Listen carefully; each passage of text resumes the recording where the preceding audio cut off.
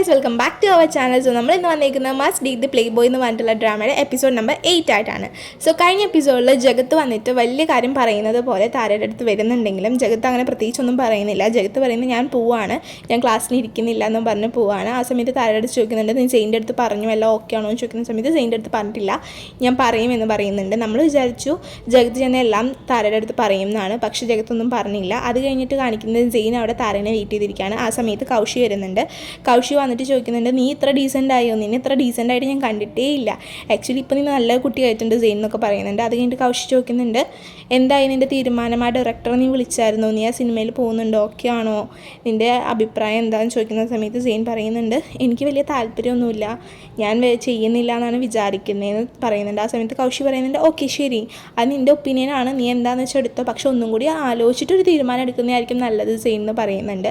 അങ്ങനെ അവർ സംസാരിച്ചിരിക്കുമ്പോഴത്തേക്കും നമ്മുടെ താര വരുന്നുണ്ട്. താര വന്നപ്പോൾ സെയിൻ പറയുന്നുണ്ട്, ഓ ആസ് യൂഷ്വലി ഇന്നും ലേറ്റ് ആണല്ലോ മാഡം എന്ന് ചോദിക്കുന്ന സമയത്ത് എനിക്ക് ഭയങ്കരമായിട്ട് ഉറങ്ങാൻ പറ്റുന്നില്ല, ഉറങ്ങുമ്പോൾ പൊട്ട ഡ്രീംസാണ് വരുന്നത്, എൻ്റെ എല്ലാ സ്വപ്നങ്ങളിലും നീയാണ് സെയിൻ ഉള്ളതെന്ന് പറയുമ്പോൾ കൗശി പറയുന്നുണ്ട്, ഓ എനിക്കിത് ഭയങ്കര ക്രിഞ്ചാണ്, ഞാൻ പുറത്ത് വെയിറ്റ് ചെയ്യാം, 2 ലവ് ബേർഡ്സും കൂടി സംസാരിച്ചിട്ട് വരുമെന്ന് പറഞ്ഞിട്ട് കൗശി പുറത്തേക്ക് പോകുന്നുണ്ട്. ആ സമയത്ത് സെയിൻ പറഞ്ഞു, എന്താ നീ മെസ്സേജ് അയച്ചിട്ടും വിളിച്ചിട്ടൊന്നും ഫോൺ എടുക്കാത്തേയും ചോദിക്കുന്ന സമയത്ത് താര പറഞ്ഞു, ഞാൻ നിന്നെ ഒത്തിരി മിസ് ചെയ്തു എന്ന് പറയുന്നുണ്ട്. ആ സമയത്ത് സെയിൻ ചോദിക്കുന്നുണ്ട്, ഞാനും വരട്ടെ നിങ്ങളുടെ കൂടെ ഗേൾസ് ഡേ ഔട്ടിന് ചോദിക്കുമ്പോൾ താര പറയുന്നുണ്ട്, ഇത് ഗേൾസ് ഡേ ഔട്ടാണ്, ഞങ്ങൾ ഗേൾസ് മാത്രം പോവുള്ളൂ, ഈ വരില്ല എന്ന് പറയുന്നുണ്ട്. അങ്ങനെ താരേൻ്റെ അടുത്ത് സീൻ കുറച്ചൊക്കെ കൊഞ്ചി നോക്കുന്നുണ്ട്, പക്ഷെ താര പറയുന്നുണ്ട്, എനിക്ക് പുറത്ത് പോകണം, ഞാൻ പോവാണെന്ന് പറഞ്ഞിട്ട് താര വേഗം അവിടെ നിന്ന് എസ്കേപ്പ് അടിക്കുന്നുണ്ട്. അങ്ങനെ താരയും കൗശിയും കൂടിയിട്ട് പുറത്ത് പോകാനായിട്ട് റെഡിയായി നിൽക്കുകയാണ് ചെയ്യുന്നത്. ഇങ്ങനെയാണെന്നുണ്ടെങ്കിൽ താര പോയി കഴിഞ്ഞപ്പോൾ നേരെ വിടുന്നത് ജഗൻ്റെ വീട്ടിലേക്കാണ്. ജഗൻ്റെ വീട്ടിൽ വന്നിട്ട് ഡോറയും മുട്ടിയിട്ട് ജെയിൻ പറയുന്നുണ്ട്, എന്ത് നീ എന്നെ കണ്ടിട്ട് വാലൊന്നും തുറക്കാത്തേയും ചോദിക്കുന്നുണ്ട്. ജഗനാണെങ്കിൽ ഒരു മ്ലിങ്ങസി ആയിട്ടിരിക്കുകയാണ്. എന്നിട്ട് ജെയിൻ പറയുന്നുണ്ട്, നീ എന്താ വേഗം പോകുന്നത്, ആരോടൊന്നും പറയാണ്ട് പോകുന്നതെന്ന് ചോദിക്കുന്ന സമയത്ത് ജഗൻ പറയുന്നുണ്ട്, എനിക്ക് ചെറുതായി തലവേദന എടുത്തു, അതുകൊണ്ടാണ് ഞാൻ എൻ്റെ വീട്ടിലേക്ക് വന്നതെന്ന് പറയുന്നുണ്ട്. അങ്ങനെ ജെയിൻ അവിടെ ഇരിക്കുകയാണ്. ആ സമയത്തേക്കും നമ്മുടെ താരയും കൗശിയും കൂടി ഷോപ്പിങ്ങിന് പോയിരിക്കുകയാണ്. ആ സമയത്ത് താര പറയുന്നുണ്ട്, നിനക്ക് എന്താ തോന്നുന്നു, ഇതൊക്കെ വേഗമായ പോലെ എനിക്ക് തോന്നുന്നു, എന്ത് പെട്ടെന്ന് അമ്മേനെ കാണണം എന്നൊക്കെ പറയണേ. അപ്പോൾ കൗശി പറയുന്നുണ്ട്, അത് ചിലതൊക്കെ വേഗമാവുന്ന നല്ല കാര്യത്തിന് വേണ്ടിയാവും, നീ ടെൻഷൻ അടിക്കേണ്ട, ഡ്രസ്സ് നോക്കാൻ പറയുന്നുണ്ട്. ഈ സമയത്ത് സെയിനും എൻ്റെ അടുത്തേക്ക് ജഗൻ വന്നിട്ട് ഒരു കവർ കൊടുക്കുന്നുണ്ട്. സെയിൻ ചോദിക്കുന്നുണ്ട്, ഇത് എന്താ, ഇത് ഗിഫ്റ്റോ, നീ എനിക്കിങ്ങനെ തരാറൊന്നുമില്ലല്ലോ എന്ന് പറഞ്ഞ് നോക്കുമ്പോഴാണ് ആ നെയിം ബോർഡാണ് കൊടുത്തിട്ടുള്ളത്. ആ സമയത്ത് ജഗൻ്റെ അടുത്ത് സെയിൻ പറയുന്നുണ്ട്, ഓ ഇത് ഞാൻ ഭയങ്കര പ്രിഷ്യസ് ആയി കരുതിയതായിരുന്നു, മരിക്കുന്നതിന് മുമ്പ് എൻ്റെ അമ്മ തന്നിട്ടുള്ളതാണ്, ഇതെങ്ങനെ നിൻ്റെ കയ്യിൽ കിട്ടിയെന്ന് ചോദിക്കുന്ന സമയത്ത് സെയിൻ്റെ അടുത്ത് ജഗത്ത് പറയുന്നുണ്ട്, ശരിയാണ്, നിനക്കിത് ഭയങ്കര പ്രിഷ്യസ് ആയിട്ടുള്ള ഒന്നാണെന്ന് എനിക്കറിയാമായിരുന്നു, അതുകൊണ്ടാണ് ഞാൻ സൂക്ഷിച്ചു വെച്ചത് എന്ന് പറയുന്നുണ്ട്. അപ്പോൾ സെയിൻ താങ്ക് യു ഒക്കെ പറയുന്നുണ്ട്. അത് കഴിഞ്ഞിട്ട് ജഗത്ത് പറയുന്നുണ്ട്, ഇത് വെച്ച് ഞാൻ കുറച്ച് കാര്യങ്ങളൊക്കെ ചെയ്തു. അപ്പോൾ സെയിൻ പറയുന്നുണ്ട്, എന്ത്, ഒന്നുമില്ല, നമുക്കിന്ന് വെള്ളം അടിച്ചാലോ എന്ന് ചോദിക്കുന്നുണ്ട്. അപ്പോൾ പറയുന്നുണ്ട്, ഇത്രയും നേർത്തിയോ, എന്നാക്ക് പിന്നെ നമുക്ക് കുടിക്കാമെന്ന് ജഗത്തും പറയുന്നുണ്ട്. അങ്ങനെ അവർ രണ്ടുപേരും വെള്ളം അടിക്കുകയാണ്. ഇവിടെയാണെന്നുണ്ടെങ്കിൽ നമ്മുടെ താര ഭയങ്കര കൺഫ്യൂസ്ഡ് ആണ്, സെയിൻ്റെ അടുത്ത് എന്ത് പറയണം എന്ന് ആലോചിച്ചിട്ട് അമ്മേനെ കാണിക്കണോ വേണ്ടയോ എന്നുള്ള കൺഫ്യൂഷനിലാണ് സെയിൻ എന്ത് ചെയ്യും എന്ന് ആലോചിച്ചിട്ട് താരയ്ക്കാണെങ്കിൽ ഒരു എത്തും പിടിയും കിട്ടുന്നില്ല. കൗശിൻ്റെ അടുത്ത് പറയുന്നുണ്ട്, നീയും കൂടി വരാൻ പറയുന്ന സമയത്ത് കൗശി പറയുന്നുണ്ട്, എനിക്ക് സെയിനെ സീരിയസ് ആയി കണ്ടു കഴിഞ്ഞാൽ ചിരി വരും, അതുകൊണ്ട് ഞാൻ എന്തായാലും വരില്ല, നിങ്ങൾ രണ്ടുപേരും തന്നെ അങ്ങോട്ട് പോയി അമ്മേനെ കണ്ടാൽ മതി എന്ന് പറയുന്നുണ്ട്. അങ്ങനെ അവർ രണ്ടുപേരും കൂടി നടന്ന് വന്നിട്ട് ഒരു റെസ്റ്റോറൻറ്റിൽ കയറുന്നുണ്ട്. ആ റെസ്റ്റോറൻറ്റിലാണെങ്കിൽ നിതിൻ ഓൾറെഡി പ്ലാൻ ചെയ്തിട്ടാണ് വന്നിട്ടുണ്ടായിരുന്നത്. ആ സമയത്ത് താരയുടെ മുഖം മാറുന്നുണ്ട്. താര കൗശിയോട് ചോദിക്കുന്നുണ്ടായിരുന്നു, നിതിൻ ഉണ്ടായിരുന്നോ, നീ എൻ്റെ അടുത്ത് പറഞ്ഞില്ലല്ലോ എന്ന് ചോദിക്കുന്ന സമയത്ത് കൗശിയൊന്നും പറയുന്നില്ല. അങ്ങനെ നിതിൻ ചോദിക്കുന്നുണ്ട്, ഞാൻ കാരണം താരയ്ക്ക് നല്ല ബുദ്ധിമുട്ടുണ്ടല്ലേ, ഐ എം സോറി, ഞാൻ കാരണം എല്ലാവർക്കും പ്രശ്നം എന്നൊക്കെ പറയുന്നുണ്ട്. അപ്പോൾ താര പറഞ്ഞിട്ട് അങ്ങനെയൊന്നുമില്ല എന്നൊക്കെ പറഞ്ഞിട്ട് താരയ്ക്കാണെന്നുണ്ടെങ്കിൽ സെയിന് മെസ്സേജ് അയക്കണോ വേണ്ടിയെന്നുള്ള കൺഫ്യൂഷനാണ്. ആ സമയത്ത് നിതിൻ എന്തോ കാര്യം പറയാനായിട്ട് വരുന്നുണ്ട്. താരയുടെ കയ്യിൽ ഇങ്ങനെ പിടിക്കുന്നുണ്ട്. ആ സമയത്ത് താര ഞെട്ടുന്നുണ്ട്. നിതിൻ പറയുന്നുണ്ട്, എനിക്കൊരു കാര്യം പറയാണ്ട്, ഞാൻ കുറേ നാളെ പറയണമെന്ന് വിചാരിക്കണു എന്ന് പറഞ്ഞിട്ട് പറഞ്ഞു വരുമ്പോഴത്തേക്കും പെട്ടെന്ന് തന്നെ വെയിറ്റർ വരുന്നുണ്ട്. വെയിറ്റർ വന്നിട്ട് എന്താ സർ കഴിക്കാൻ വേണ്ടിയെന്ന് ചോദിക്കുമ്പോഴത്തേക്കും അവർ തമ്മിലുള്ള ആ കോൺവെർസേഷൻ അവിടെ മുറിയാണ്. എനിക്ക് തോന്നുന്നു നിതിൻ എന്തോ പ്രപ്പോസ് ചെയ്യാൻ വരുമായിരുന്നു എന്നുള്ളത് നമുക്ക് കണ്ടറിയാം. അങ്ങനെ അപ്പോഴത്തേക്കും കൗശി വന്ന് ഫുഡൊക്കെ ഓർഡർ ചെയ്യുന്നുണ്ട്. പിന്നെ അവർ ആസ് യൂഷ്വൽ ഫ്രണ്ട്സിനെ പോലെയാണ് ബിഹേവ് ചെയ്യുന്നത്. ആ സമയത്ത് താര സീന് മെസ്സേജ് അയക്കുന്നുണ്ട്, ഞാൻ കൗശിയുടെയും നിതിൻ്റെയും കൂടി ഇന്ന റെസ്റ്റോറൻറ്റിലുണ്ട് എന്ന് പറഞ്ഞിട്ട് മെസ്സേജ് വരാൻ കാത്തിരിക്കണ പോലെ ഓടി സെയിൻ വരുന്നുണ്ട് ആ റെസ്റ്റോറൻറ്റിലേക്ക്. ഇത് കണ്ടപ്പോഴത്തേക്കും താര വിചാരിക്കുന്നുണ്ട്, ഇവരോട് പറയേണ്ടിയിരുന്നില്ല, ഇപ്പം ഞാൻ ആകെ പെട്ട അവസ്ഥയാണല്ലോ എന്ന് വിചാരിക്കുന്നുണ്ട്. ജെയിനാണെങ്കിൽ കയറി വന്നിട്ട് പറയുന്നുണ്ട്, എന്ത് ഞാൻ വന്നപ്പോഴത്തേക്ക് നിങ്ങളെ സംസാരമൊക്കെ തീർന്നു, എൻ്റെ ഗേൾ ഫ്രണ്ടാണ് മെസ്സേജ് അയച്ചത്, എൻ്റെ ഗേൾ ഫ്രണ്ട് എവിടെയുണ്ടോ അവിടെ എല്ലാം ഞാൻ വരും എന്നൊക്കെ പറയുന്നുണ്ട്. ആ സമയത്തൊക്കെ നിതിൻ്റെ മുഖത്തെ അങ്ങേയറ്റം താല്പര്യമില്ലായ്മ നമുക്ക് കാണാൻ പറ്റുന്നുണ്ട്. ആ സമയത്ത് ഈ ഒരു കാര്യം മാറ്റാൻ വേണ്ടിയിട്ട് നമ്മുടെ താര പറയുന്നുണ്ട്, എന്താ ജഗത്തൊന്നും മിണ്ടാത്തേന്ന് ചോദിക്കുന്ന സമയത്ത് ജെയിൻ പറയുന്നുണ്ട്, അവനൊരു സ്റ്റാർട്ടിങ് ട്രബിൾ, പഴയ ഫ്രണ്ട്സിനെയൊക്കെ ഒന്നിച്ച് കണ്ടപ്പോൾ അവനൊരു ബുദ്ധിമുട്ട് അത്രയേ ഉള്ളൂ എന്ന് പറയുന്നുണ്ട്. ആ സമയത്ത് താര പറയുന്നുണ്ട്, നിങ്ങളൊക്കെ പഴയ ഫ്രണ്ട്സ് ആയിരുന്നില്ലേ, ഞാനല്ലേ ഇപ്പോഴത്തെ ലേറ്റ് കമ്മർ, അതുകൊണ്ട് എനിക്ക് നിങ്ങളുടെ കഥയൊന്നും അറിയില്ലല്ലോ, നിങ്ങൾ സ്കൂളിൽ പഠിക്കുമ്പോൾ എന്തെങ്കിലും ഇൻട്രസ്റ്റിംഗ് ആയിട്ടുള്ള സ്റ്റോറീസ് ഉണ്ടെങ്കിൽ അതൊന്ന് പറയുമോ എന്ന് ചോദിക്കുന്നുണ്ട്. ആ സമയത്ത് ജഗത്ത് ഒരു സ്റ്റോറി പറയുന്നുണ്ട്. അതായത് പണ്ട് സെയിൻ്റെ വീട്ടിലായിരുന്നു എല്ലാവരും നിന്നിരുന്നത്. അന്ന് കൊറോണ ടൈമായിരുന്നു. ആ സമയത്ത് സിനിമയ്ക്കൊക്കെ ബുക്ക് ചെയ്യാന്ന് വെച്ച് കഴിഞ്ഞാൽ 1 ടാസ്ക് ആണല്ലോ. സോ അതുകൊണ്ട് തന്നെ അവരെല്ലാവരും ഒരു സിനിമയ്ക്ക് ബുക്ക് ചെയ്തു, ഫസ്റ്റ് ഡേ ഫസ്റ്റ് ഷോയ്ക്ക് വേണ്ടിയിട്ട്. സോ വെയിറ്റ് ചെയ്യുന്ന സമയത്ത് 3 ടിക്കറ്റ് കിട്ടിയുള്ളൂ. അതുകൊണ്ട് നിതിൻ പറയുന്നുണ്ട്, നിങ്ങൾ പൊക്കോളൂ, ഞാനില്ല, ഞാൻ സെക്കൻഡ് ഡേ പോയി കണ്ടോണെന്ന് പറയുമ്പോൾ സെയിൻ പറയുന്നുണ്ട്, അതിൻ്റെ ആവശ്യമില്ല, നമ്മൾ പോവുകയാണെങ്കിൽ നമ്മൾ 4 പേരും കൂടി പോവുള്ളൂ എന്നൊക്കെ പറഞ്ഞിട്ട് മാസ്ക് ഒക്കെ ഇട്ടിട്ട് നിതിനെയും കൊണ്ടുപോകുന്നുണ്ട്. അവിടെ ചെന്നിട്ടും ടിക്കറ്റ് നോക്കുമ്പോൾ ടിക്കറ്റ് അവൈലബിൾ അല്ല. അതുകൊണ്ട് തന്നെ സെയിൻ്റെ അടുത്ത് ഒരു പെൺപുള്ളി മെസ്സേജ് അയച്ചിട്ടുണ്ടായിരുന്നു. ആ പെൺകുട്ടീൻ്റെ അടുത്ത് ചെന്ന് മുട്ടുന്നുണ്ട്. എന്നിട്ട് ചോദിക്കുന്നുണ്ട്, നീ ഒറ്റയ്ക്കാണോ വന്നേ, നമുക്ക് ഡേറ്റിന് പോവാം ഞായറാഴ്ച എന്നൊക്കെ പറഞ്ഞിട്ട്.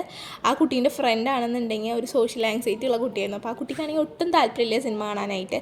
സോ ആ കുട്ടി പറയുന്നുണ്ട്, എൻ്റെ ടിക്കറ്റ് നീ എടുത്തോന്നും പറഞ്ഞാൽ ആ ടിക്കറ്റും അടിച്ച് മാറ്റിയിട്ട് ഇവന്മാർ അതിന് പകരം നിതിനെ കയറ്റിയിട്ട് ഇവരെല്ലാവരും കൂടി ഇരുന്ന് സിനിമ സമയത്ത് ജഗത്ത് പറയുന്നുണ്ട്, അന്നൊക്കെ എന്ത് രസമായിരുന്നു, ഒന്നിനെക്കുറിച്ചും കെയർ ചെയ്യേണ്ട ആവശ്യമില്ലായിരുന്നു, സുഖമായി ജീവിക്കാമായിരുന്നു എന്ന് പറയുന്ന സമയത്ത് കൗശി എടുത്ത വഴിക്ക് പറയുന്നുണ്ട്, അല്ലെങ്കിൽ ഇപ്പം നീ എല്ലാവരും കെയർ ചെയ്തിട്ടാണല്ലോ, ഇന്നും നീ കെയർ ഫ്രീ ആയിട്ട് തന്നെയാണ് ജീവിക്കുന്നതെന്ന് പറയുന്നുണ്ട്. ആ സമയത്ത് ജഗത്തിന് ദേഷ്യം വരുന്നുണ്ട്.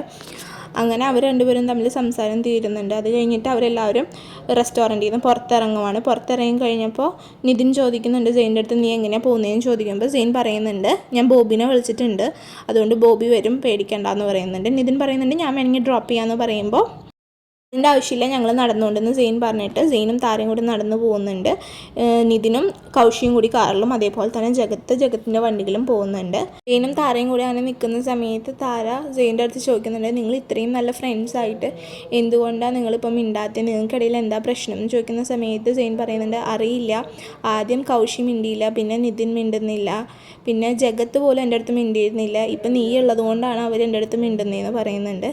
അത് കഴിഞ്ഞിട്ട് താരേനെ സെയിൻ വീട്ടിൽ കൊണ്ടുവന്നാക്കുന്നുണ്ട്. അത് കഴിയുമ്പോൾ താരേൻ്റെ അടുത്ത് സെയിൻ പറയുന്നുണ്ട്, നിതിന് നിന്നെ ഇഷ്ടമാണ്, വേറെ ആരേക്കാളും നിതിനെ എനിക്ക് നല്ല രീതിയിൽ അറിയാം, അതുകൊണ്ടാണ് ഞാൻ പറയണത്. അപ്പോൾ താര പറയുന്നത്, അങ്ങനെയൊന്നുമില്ല, നിതിൻ നിന്നെ പ്രപ്പോസ് ചെയ്തു എന്ന് ചോദിക്കുന്ന സമയത്ത് താര പറയുന്നത്, ഇല്ല, ഇനിയിപ്പോൾ നാളെ ഒരിക്കലും നിന്നെ നിതിൻ പ്രപ്പോസ് ചെയ്ത് നീ എന്ത് ചെയ്യുമെന്ന് ചോദിക്കുന്ന സമയത്ത് താര പറയുന്നത്, ഞാൻ നിൻ്റെ കൂടെ നിൽക്കുള്ളൂ എന്നുള്ളത്. ആ ടോപ്പിക്ക് മാറ്റാൻ വേണ്ടി താര പറയുന്നുണ്ട്, നിന്നെ അമ്മയ്ക്ക് കാണണമെന്ന് പറഞ്ഞു, സാറ്റർഡേ വരാൻ പറഞ്ഞിട്ടുണ്ട്.